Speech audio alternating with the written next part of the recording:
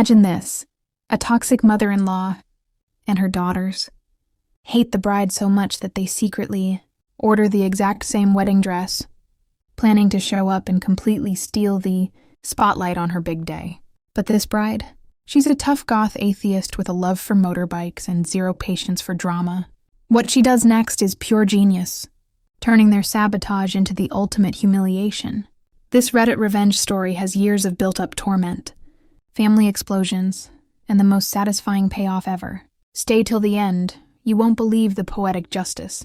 It all starts years before the wedding. The bride, let's call her OP, is a goth atheist who rocks dark colors, rides motorbikes, and lives life authentically. She moves in with her boyfriend. They have kids together, but no ring yet.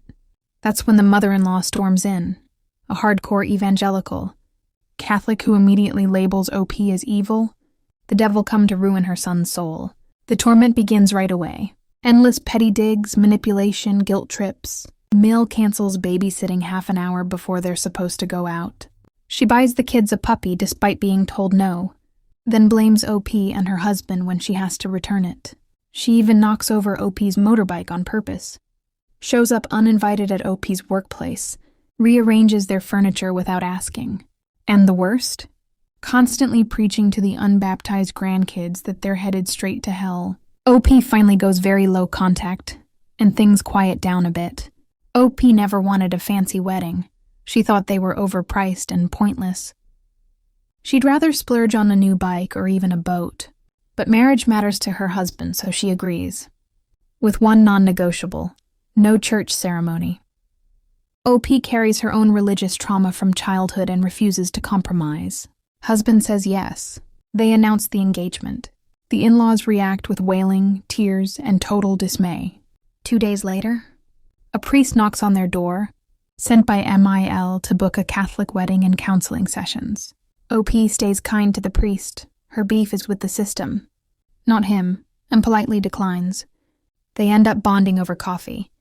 Turns out he's a closet nerd who loves Star Wars, Star Trek, Lego, and Terry Pratchett books. But this crosses a line for OP. After 6 years of abuse, she tells her husband, "We confront this now, or the wedding's off." He's still blinded by family loyalty, but she stands firm. They visit the in-laws. It erupts. Mill screams and cries.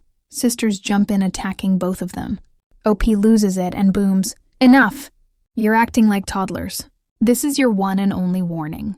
Treat us with respect and kindness, or not only is the wedding canceled, but I'll tell your priest and all your friends about your behavior." Mill tries to interrupt. OP shushes her dramatically. They leave. Husband's devastated, but they start couples counseling, and the in-laws shift to cold, fake politeness. OP even gets banned from their house for being scary. Now dress shopping time. About a year later, OP despises everything bridal. Pale colors, frills, dresses in general. But she goes for her supportive mom and brother. The group includes MIL and the 3 sisters-in-law who surprisingly behave. OP finds a simple, affordable white dress, around $300, that she doesn't totally hate. She buys it, everyone leaves. The next day the shop calls. Mill and all 3 sisters ordered identical copies of OP's dress. Their evil plan? Arrive as a quartet of brides to upstage her, make her blend in or look ridiculous. OP tells her husband he can't believe his family would stoop that low. OP laughs it off at first, then quietly returns the dress and orders a new one.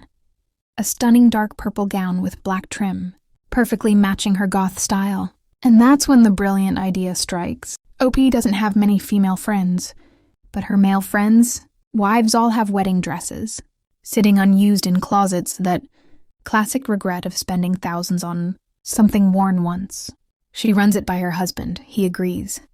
Invitations go out to every woman who's ever been married, a special note encouraging them to dust off and wear their old wedding dress to the celebration.